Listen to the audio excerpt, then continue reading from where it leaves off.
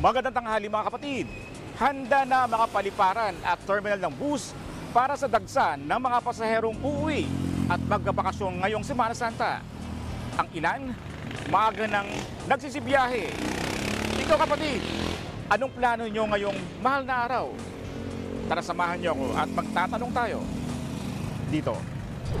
Siyempre po, mag-observe ng Holy Week, magpupunta po sa province, bisita iglesia po, number 1, and bonding sa family, siyempre.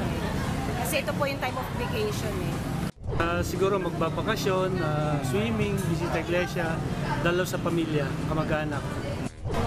Ano po, swimming po with family and ano rin po, bisita iglesia po, ganun po.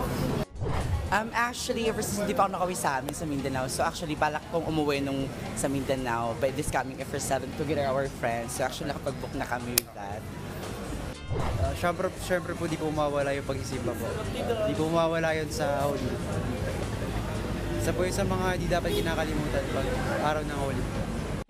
Ako ang inyong hari ng bayan, ang tunay at nag-iisang pantanggal umay sa pananghalian.